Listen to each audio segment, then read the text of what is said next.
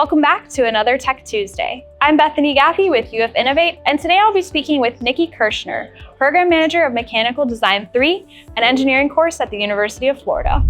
What is this project a model of? What are we looking at here? So this is a model of the Astro payload. It represents the telescope that went to space in the 90s and returned to Earth.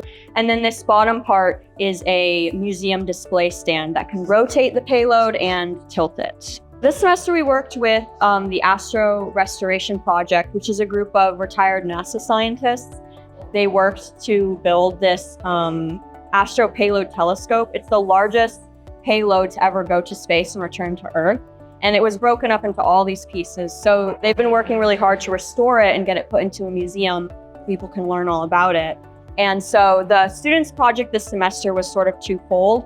First, they needed to design the documentation for a full-scale model that could hold the 8,000-pound telescope. And then we also had them build 1/5 scales.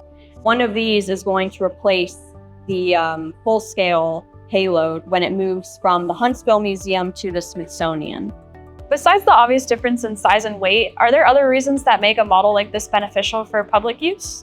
Yeah, so something that was unique about this semester is that the students took into account not only engineering calculations and things when they were designing these, but also aesthetic appeal.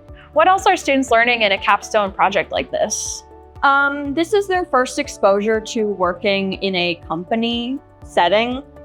Unlike other engineering courses, this is students' first exposure to a problem where they can't just flip to the back of a textbook to find the answer, because it sort of covered a lot of different engineering disciplines. Every single semester, there's unforeseen issues that come to rise inevitably, and so the students have to learn how to overcome them.